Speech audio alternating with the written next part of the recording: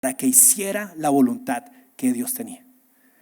Eso es una ayuda complementaria, ¿sí? Donde entendemos los roles diferentes, pero hay una gran importancia. Si Débora no estuviera haciendo esto, no conocerían la palabra de Dios. Si ella no hubiera sido sensible a la voz de Dios, Barak no hubiera sabido. Dios no hubiera traído libertad al pueblo de esa manera, porque Débora estaba siendo sensible. Así que hay una gran importancia en ella. Miremos primera de Samuel, capítulo 1, 9 al 11. Ana se levantó después de haber comido y bebido, estando en Silo, mientras el sacerdote Elí estaba sentado en la silla junto al poste de la puerta del templo del Señor. Y ella, muy angustiada, oraba al Señor y lloraba amargamente. Entonces hizo voto y dijo: oh Señor de los ejércitos, si te dignas mirar la aflicción de tu sierva, te acuerdas de mí y no te olvidas de tu sierva, sino que das un hijo a tu sierva, yo lo dedicaré al Señor por todos los días de su vida y nunca pasará navaja sobre su cabeza. Aquí hablando de dedicación. Ana es puesta como ejemplo en la Biblia. Una mujer es puesta como ejemplo para nosotros de humildad, de humillación y de oración para nosotros. Y Dios decide registrar las obras y las palabras de Ana para que nosotros aprendamos de ella. Es un gran ejemplo. La siguiente diapositiva blanca, porfa, dice: sin embargo, es de gran importancia notar que el rol de sumo sacerdote y el rol de liderazgo no es ejercido por una mujer en el Antiguo Testamento. No tenemos una mujer que sea sacerdotisa del Señor, que sea sumo sacerdote. No tenemos en todo el Antiguo Testamento una mujer que haya sido escogida por Dios para liderar al pueblo, sino que ese rol, ese servicio se lo da a David, a Salomón y a otros hombres y a otros varones. Así que Dios mismo está haciendo una distinción, como les digo, sin disminuir el valor, pero sí dándole una función específica al hombre de liderar. Quiero que note conmigo un par de cosas. En el Nuevo Testamento no es diferente. Cuando nace Jesús, Dios escoge a una mujer que se llama Ana y usa a Ana para que otros escuchen que Jesús es el Salvador. En Lucas capítulo 2, 36, dice que había una profetisa, Ana, hija de Fanuel, de la tribu de Aser. Nuevamente la palabra profetisa. Eso es curioso. Para los que pronto no hemos meditado en esto, uno tiene que cuestionarse y decir: uy, ¿qué está diciendo Dios acá? Ella era de edad muy avanzada y había vivido con su marido 7 años después de su matrimonio. Y después de viuda hasta los 84 años. Nunca se alejaba del templo, sirviendo de noche y de día con ayunos y oraciones. Y llegando ella en ese preciso momento, daba gracias a Dios y hablaba del niño a todos los que esperaban la redención de Jerusalén. Dios le permitió conocer a Jesús encarnado como bebé, así como vimos hoy a Mateo. Ana vio a Mateo, que en ese momento era Jesús, y le decía a todo el mundo: uy, mire ese cachetoncito, ese gordito lindo, ese es el Salvador, ese es el Redentor. Y les hablaba a cada uno de ellos de eso. Dios usaba a esta mujer. No tenemos tiempo para cubrir muchos otros pasajes. Les voy a enviar las diapositivas de esto. En la siguiente filmina blanca, porfa. Dice que las mujeres estuvieron presentes en el ministerio de Jesús. Y les envío los versículos para que los lean. Pero quiero que los lean y que se den cuenta que siempre habían mujeres involucradas, sirviendo, acompañando. De hecho, ¿quiénes fueron las primeras que conocieron de la resurrección de Cristo? 2 mujeres. ¿Y cuáles fueron las primeras encargadas en anunciar la resurrección de Cristo a los apóstoles? 2 mujeres. Y en la siguiente diapositiva blanca, porfa, vemos que, sin embargo, aunque habían discípulos, hombres y mujeres, Jesús nombró a 12 apóstoles varones, a 12 apóstoles hombres. Les dio el rol de liderazgo a esos hombres, a pesar de que también había participación, importancia y valor y funciones diferentes. Dios quería que ese rol de liderazgo lo llevara el hombre. Siguiente diapositiva blanca, por favor. En la iglesia primitiva vemos que hay una gran participación de la mujer. No son los hombres los que están haciendo todo solos. Al contrario, son muchas veces las mujeres las que están avanzando y ayudando a la iglesia a salir adelante. Miren estos ejemplos. Hechos 1.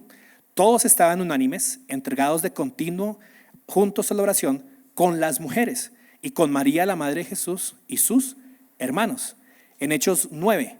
Había entonces en Jope una discípula llamada Tabita, que traducido al griego es Dorcas, y esta mujer era rica en obras buenas y de caridad que hacía continuamente. una bendición para la iglesia, ayudaba a muchas personas, abría su hogar para que la iglesia se reuniera. Sin la ayuda de esta mujer no había lugar para congregarse. Capítulo 12, al darse cuenta de esto, fue a la casa de María, la madre de Juan, llamado también Marcos, donde muchos estaban reunidos y oraban, nuevamente ejerciendo esa hospitalidad. En el siguiente, que Hechos capítulo 18, y comenzó a hablar abiertamente en la sinagoga. Esto es Apolos. Pero cuando Priscila y Aquila lo oyeron, Priscila es la esposa, Aquila es el esposo, lo llevaron aparte, y fíjense nuevamente que dice, llevaron los dos, y le explicaron con mayor exactitud el camino de Dios. Aquí hay una mujer junto con su esposo, bajo la autoridad que Dios le ha dado, pero también compartiendo la palabra y corrigiendo juntos a un hermano que estaba predicando, pero que le faltó algo. Apolos predicaba muy bien, pero le faltaba el bautismo de Cristo. No conocía bien a Jesús. Y Dios usa a Aquila junto con su esposo a Priscila junto con su esposo Aquila para corregir a este varón. Hechos 18, cuando Apolos, vamos más acá. Vamos a Hechos 21, por favor, Denilson. Al día siguiente partimos y llegamos a Cesarea, y entrando en la casa de Felipe el evangelista, que era uno de los 7, nos quedamos con él. Y esta tenía 4 hijas vírgenes que profetizaban. Así que las mujeres se encuentran activas en la iglesia, se encuentran sirviendo, se encuentran compartiendo también a otros de lo que Dios está haciendo y de la palabra de Dios. Se encuentran abriendo sus hogares, se encuentran proclamando el evangelio a otras personas. Hay una actividad muy importante de la mujer en la iglesia primitiva. Ahora, cuando examinamos los roles, nos damos cuenta de algo. Siguiente diapositiva blanca, que hay una igualdad en valor, pero una distinción en roles. Y tengo que saltar algunos versículos acá, pero quiero que miremos juntos 1 Corintios capítulo 11. La siguiente diapositiva, Denilson, la que dice, pero quiero que sepan que la cabeza de todo hombre. Este versículo es muy importante, porque aquí vamos a hablar un poco ahora sí de el rol de liderazgo y qué significa. Fíjense lo que dice. Quiero que sepan que la cabeza, ¿cierto? Cabeza como autoridad de todo hombre es ¿quién? Cristo. Entonces tengamos eso claro. Empezamos porque el hombre no se manda solo, el hombre está bajo la autoridad de Cristo. Lo siguiente que dice es que la cabeza de la mujer es el hombre, y ese es el que más nos gusta. Y lo decimos, es que yo mando acá, es que yo soy la cabeza. Pero fíjense en el último pedazo. Y la cabeza de Cristo es Dios. Para entender lo que significa tener autoridad, para entender lo que significa tener liderazgo, tenemos que ver este versículo y ver los ejemplos que Pablo nos está dando acerca de qué es ser cabeza. El primer ejemplo, de abajo hacia arriba. La cabeza de Cristo es, pregunta, eso es teológico, pero es sencillo. De alguna manera, ¿es Cristo inferior a Dios? ¿Cierto que no? Los dos son Dios, ¿cierto? Tenemos un Dios trino. Los dos son Dios. De alguna manera, Dios humilla o trata mal a su Hijo. ¿Cierto que no? Al contrario. ¿Qué es lo que Dios siempre busca hacer con Cristo? Exaltarlo, levantarlo. Pero cuando Cristo Jesús ora, ¿quién es el que Jesús siempre dice que he hecho tu voluntad? He hecho la voluntad de Dios, el Padre. O sea, Jesús se está sometiendo a hacer la voluntad del Padre. El Padre es el que está determinando el camino. El Hijo está ejecutando el camino. ¿Alguno es más importante que el otro? No. Pero si uno de los dos no hiciera su labor, no tendríamos salvación y el mundo no existiría. Cristo Jesús ejecuta y Dios guía y ve su soberanía, y ninguno de los dos tiene mayor valor que el otro. Son necesarios ambos. Sin el plan perfecto de Dios, no habría salvación, y sin su soberanía sobre la historia no existiría.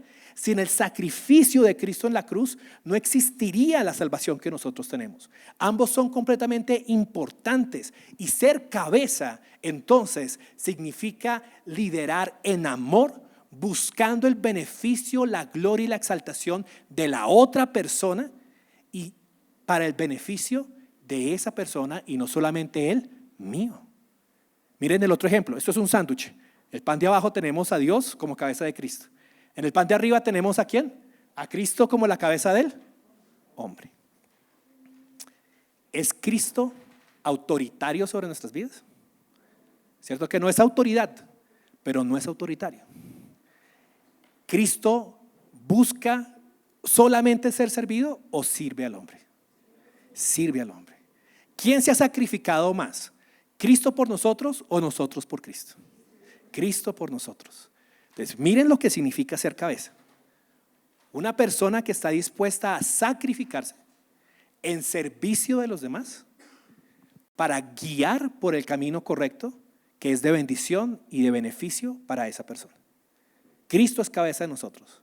Ahora, hombres, el hombre es cabeza de la mujer. Ya pesa un poquito más, ¿cierto? Es un poco diferente.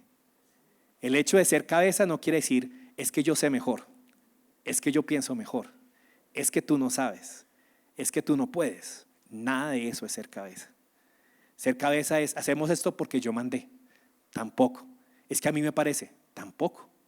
Ser cabeza como varones dentro de la congregación, dentro de la iglesia, dentro de la familia, es esta persona que ama a su mujer, que ama a la mujer y se sacrifica por ella buscando la voluntad de Dios, sometiéndose a la voluntad de Cristo, para que al conocer la voluntad de Cristo y de Dios pueda entonces decirle a su familia, a su mujer, este es el camino por el que vamos. Vamos por acá, no porque a mí me parezca, no porque sea lo más conveniente, no porque yo quería, sino porque estoy buscando servirles, porque es lo mejor para nosotros como familia, porque es lo que más nos va a beneficiar. Y exalto a la mujer, la levanto, le doy un lugar de honra en mi vida, porque esa es la persona a quien Dios me ha encargado de dirigir y de servir. Eso es ser cabeza. Cuando decimos que Dios le ha dado el rol de liderazgo al hombre, no piensen que le ha dado un rol simplemente de supremacidad. No, le ha dado un rol de ser como Dios, de ser ejemplo de servicio, de ser ejemplo como sacrificio y de ser ejemplo de liderazgo, hacer la voluntad de Dios. ¿Sabe cuál es el gran problema? Que hemos fallado y fracasado fenomenalmente como hombres en cumplir ese valor. Lo hemos hecho y tenemos que confesarlo si queremos cambiar y ser diferentes. Dios nos llama hoy, esta mañana, a ser cabezas diferentes y a ser líderes diferentes para que nuestras esposas puedan ver el liderazgo como una bendición sobre sus vidas. Y para que mujeres ustedes puedan ver el liderazgo del hombre no como una opresión o una señal de superioridad, sino como una bendición y una manera en que Dios quiere bendecir sus vidas y servirles, y de manera que ustedes puedan complementar al hombre en su liderazgo y juntos con el mismo valor, el mismo aprecio de Dios, servir a nuestro Dios y cumplir con su voluntad. Entonces, ese reflejo que Dios crea en la familia, que Dios describe en 1 Corintios 11, se refleja también en la iglesia. Y hay pasajes que no podemos dejar de mencionar y de estudiar si en verdad queremos hacer lo que Dios nos dice. Vete a la siguiente diapositiva blanca, porfa, donde dice, hay roles establecidos por Dios de liderazgo masculino y sumisión y complemento femenino. Estos roles son establecidos por Dios. Déjenme darles algunos pasajes que no podemos ignorar. Son la voluntad de Dios para nuestras vidas. Primero está en Efesios capítulo 5, porque el marido es, nuevamente, cabeza de la mujer, pero fíjense, otro ejemplo, así como Cristo es cabeza de la iglesia, siendo Él mismo el Salvador del cuerpo. Mujeres estén sujetas a sus maridos como conviene en el Señor, que la mujer, hasta ahí. Y hombres, amad a sus mujeres. Entonces Dios establece este rol y dice el hombre lidera, la mujer se sujeta. Nuevamente eso no quiere decir inferioridad, quiere decir complemento y responsabilidad de servicio.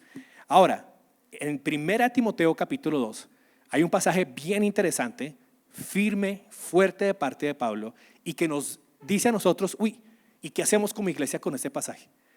Dice 1 Timoteo 2, yo no permito que la mujer enseñe ni que ejerza autoridad sobre el hombre, sino que permanezca callada. Y uno lee ese pasaje y dice, ¿qué pasó? ¿Cierto? Como que, ¿y aquí qué? ¿Qué quiere decir esto? Yo no permito que la mujer enseñe ni ejerza autoridad sobre el hombre. ¿Quiere decir que la mujer no puede hablar? Y acá entonces solamente pueden cantar los hombres y las mujeres tienen que estar calladitas. ¿Qué quiere decir este pasaje? Tenemos que contestarlo, hermanos. Cuando uno encuentra algo en la Biblia que le resalta y dice, pero ¿qué pasó acá? No lo puede borrar, no lo puede apartar, no lo puede poner a un lado. No puede decir, yo no pienso en esas cosas. Eso que lo piensen los ancianos. Eso que lo arreglen los líderes. No, esto nos incumbe a todos nosotros. ¿Qué hacemos con lo que la palabra de Dios nos está diciendo? Recuerden que nuevamente estamos hablando de roles. Y aquí estamos hablando del rol de autoridad. Cuando habla de la enseñanza, de estar callada la mujer, no se está refiriendo en este caso a que no pueda decir absolutamente nada. Cuando dice que no enseñe, quiere decir que no es una posición de enseñanza, donde su enseñanza está por encima de la autoridad que Dios quiere dar del rol al hombre. Por eso es que como iglesia, ustedes no ven que aquí en el púlpito enseña una mujer, pero sí enseña a nuestros niños, enseña en escuela dominical, enseñan a otras mujeres. Cuando participamos en grupos de oración, yo he aprendido muchísimo de otras mujeres con su ejemplo, con sus testimonios e incluso con la palabra que Dios les da, porque Dios les habla y grandemente. A mí, mi esposa, me ha ayudado a entender tantas cosas de Dios y me ha corregido en mi vida y me ha dado palabra de Dios a mi vida y me ha dicho, tú no estás haciendo esto bien. El Señor dice esto y ha sido bendición para mí. Entonces no quiere decir que no me enseñe en ningún aspecto.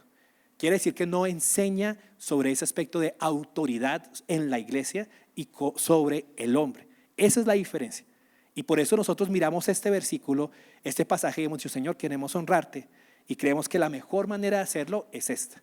Es dando espacio para que la mujer participe, enseñe unas a otras personas, a otros niños, escuchándolas y dándole valor, pero que sea el varón el que esté dando la palabra de autoridad a toda la congregación y de doctrina a toda la congregación. Aparte de eso, vemos otro pasaje más. Vámonos aquí a 1 Timoteo 3, Denison, por favor. 1 Timoteo 3 dice, palabra fiel es esta. Si alguien aspira al cargo de obispo, supervisor o pastor o anciano, es la misma palabra, buena obra desea hacer. Un obispo debe ser pues irreprochable, marido de una sola mujer, sobrio, prudente, de conducta decorosa, hospitalario, apto para enseñar, no dado a la bebida, no pendenciero, sino amable, no contencioso, no avaricioso, que gobierne bien su casa, teniendo sus hijos sujetos en toda dignidad. Pues si un hombre no sabe cómo gobernar su propia casa, ¿cómo podrá cuidar de la iglesia de Dios? No debe ser un recién convertido, no sea que se envanezca y caiga en condenación como en la condenación que cayó el diablo. Y debe gozar también de una buena reputación entre los de afuera de la iglesia para que no caiga en descrédito y en el lazo del diablo. Entonces, estos pasajes nos están hablando de que hay unos roles y que Dios estableció el liderazgo de la iglesia de una manera masculina. Por eso habla de obispos, habla de ancianos. Cuando vemos en Hechos el ejemplo de Pablo, vemos que él va plantando iglesias, en cada iglesia pone hombres, varones, ancianos para que dirijan, para que lideren. Pero es imposible hacer esa función solos.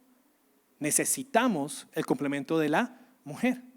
La mujer tiene un gran valor. Nuevamente, recuerden, liderar no significa estar por encima. Liderar no significa tener más valor. Al contrario, ¿qué es lo que enseña Jesús? Si alguno de ustedes quiere ser el mayor entre ustedes, que se haga él más pequeño y que sirva. Eso es lo que significa liderar, hermanos. Y esa labor sacrificial se nos ha sido dada primeramente a nosotros. Como iglesia, entonces, hermanos, ustedes van a ver esa distinción de diferentes maneras. Luchamos con eso como iglesia. Como líderes oramos. ¿Sí? Yo personalmente con Carlos y con Ferney oramos y le pedimos al Señor, Señor, muéstranos maneras de cómo exaltar el valor de la mujer y exaltar el liderazgo del hombre. Perdónanos si en algún momento hemos menospreciado a la mujer y no hemos ayudado a que la congregación entienda el valor que tiene. Y ayúdanos de alguna manera a transmitirle a los varones la importancia que ellos tienen en liderar sus hogares y en liderar la congregación. Y pensamos y oramos y las decisiones que tomamos son alrededor de estos y los otros pasajes que les voy a enviar por PDF. Así que yo les quiero pedir un favor como iglesia. Y es que ustedes puedan leer estos pasajes en casa que si hay alguna convicción que venga sobre sus vidas, no venga de porque la gente hace esto o hace otro, porque ellos lo hacen y nosotros no lo hacemos. Que no venga es que a mí me parece o no me parece, a mí me gusta o no me gusta. Que cualquier convicción que venga sobre ustedes venga de la palabra de Dios y venga de que juiciosamente han examinado, han leído y están convencidos de que lo que Dios está diciendo. Como anciano, mi labor es leer, interpretar, estudiar y les transmito lo que entendemos nosotros como congregación. Pero anhelo que no les quede simplemente como, no, ay sí, ellos dijeron eso, entonces lo creemos, sino que usted se apropie de esa verdad y se vuelva algo suyo. Y que lo reflejemos en nuestros hogares, en nuestras familias, en nuestros matrimonios y en el servicio en esta congregación. Oremos. Padre, gracias por este tiempo que nos regalas en tu palabra. Es siempre preciosa, mi buen Señor, y nos guía y de verdad nos interesa saber qué piensas tú. Te pido, ayúdanos a cumplirla, ayúdanos a seguirla y te pido perdónanos, porque la verdad es que muchas veces nos queremos salir de tu autoridad, nos queremos salir de tu mandato, nos queremos salir de tu modelo y queremos hacer las cosas a nuestra manera. Ayúdanos, Padre, ayúdanos. Si queremos cumplir el seguirte como iglesia, muéstranos tu voluntad, corrígenos si es necesario, afírmanos en lo que estamos haciendo bien.